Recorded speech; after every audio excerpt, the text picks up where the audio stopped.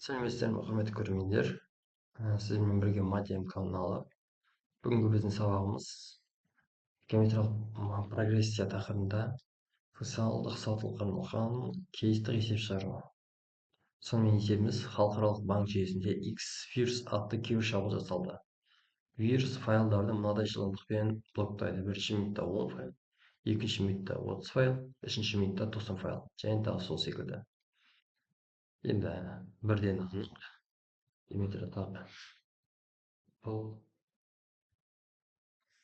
бұл жерде айтылғанда бірде анық геометриялық прогрессияның бірінші мүшесі 10, ал еселігі үшке тең. Бірінші тапсырма: 10 минуттың соңында жүйеде жалпы қанша файл блокталған болады? Яғни 10 минуттың соңында 10 минут ішінде кибершабуыл қанша файлға жетеді? Бірінші минутта мысалға 10 файл жететін болатын болса, екінші минутта 30 файл. Ал жалпы 2 минуттың ішінде 10-ға 30 қосқан кезде 40 файл болады ғой. Дәл сол секілді 10 минуттың ішіндегі жүйеде қанша файл бүйірсталғанын анықтауымыз қажет. Ал бұл бізде геометриялық прогрессияның n-ші мүшесіне дейінгі сандардың қосындысы. n-ші мүшесіне дейінгі қосындысы. Формула белгілі.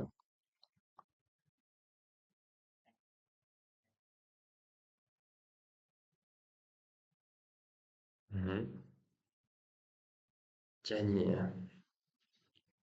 есептейтін болсақ,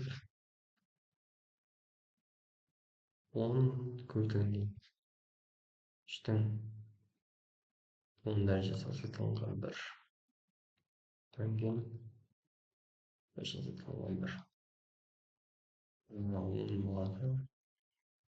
Бұл жерде 3-тің 10 дәрежесі деген 0,9049 болады. Азайтылған 1 бөлінген 2 қысқарады 5 және 5 көбейтілген 0,9048. Сонда SN-іміз бізде көбейткен кезде қанша болады? Калькулятормен көбейтсек 295.240 болады.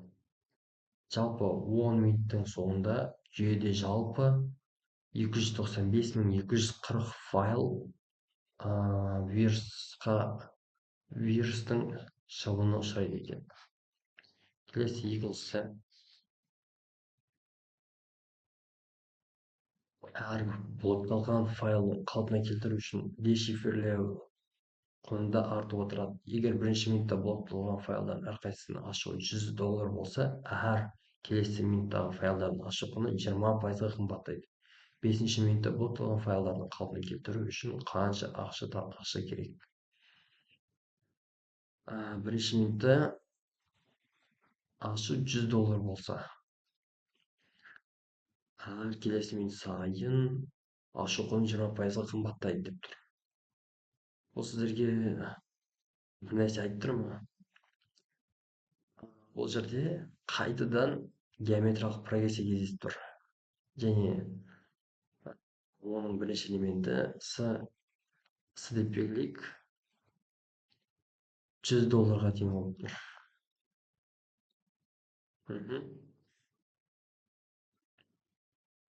Ал осының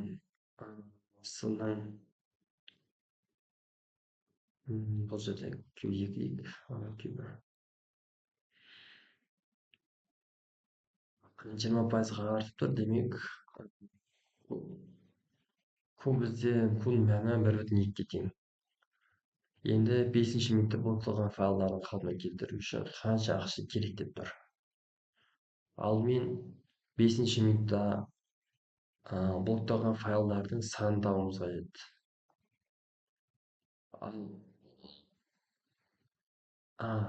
Есепті қарайтын болсақ, 5-ші минуттың өзіндегі файлдар ғой. бесінші минутқа дейінгі файлдарды қарастырмай ақ қойсақ болады. Олай болса, 5-ші минуттың өзінде а, а, бізде бастапқы элементіміз осындай, және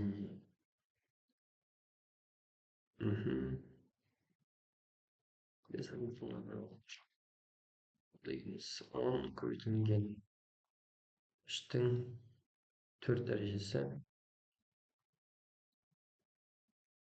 3-тің 4 дәрежесі 81. 81-ді алып көрсек 810 болады.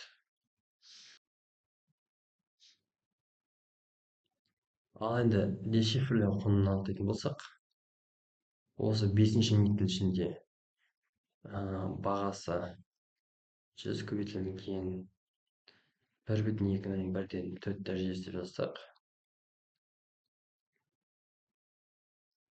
тең 1,2-ның 4 дәрежесі, ол жоқтап алғанда 2,100-ден 7-ге тең болады ғой. Калькулятормен есептесеңіздер. Және оған 100-ді көбейтетін болсақ, 207 доллар болады.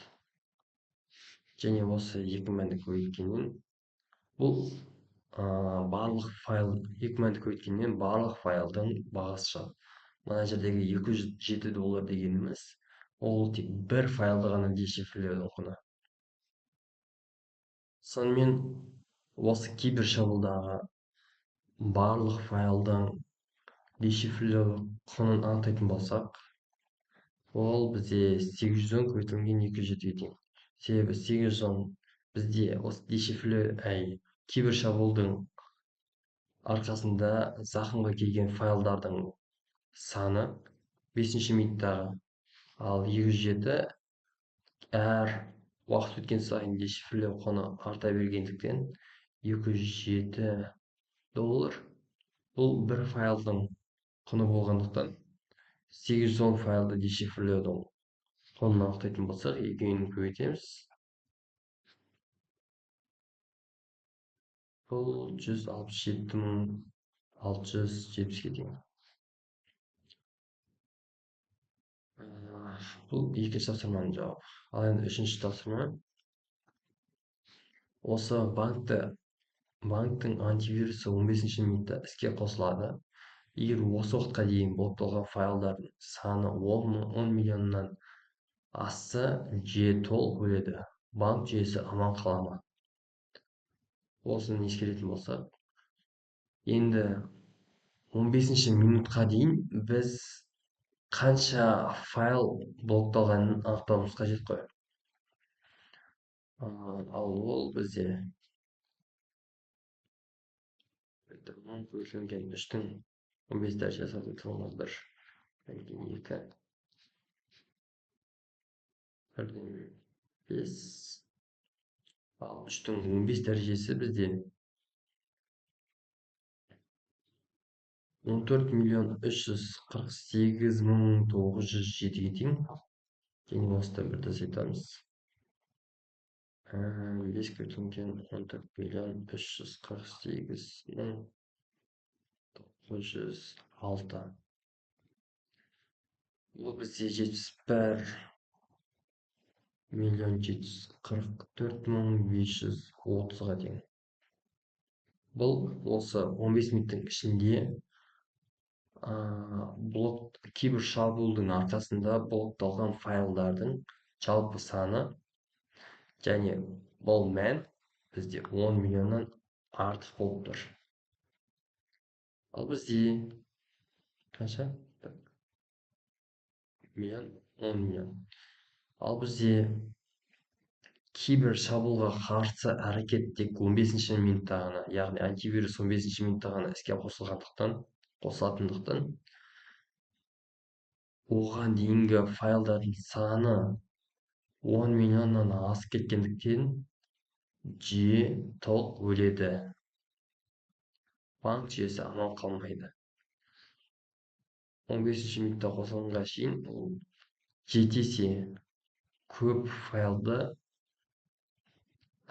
зақымға келтіріп тұр. Осымен Sağlıгыңыз сау болыңыздар. Қош сау болыңыздар.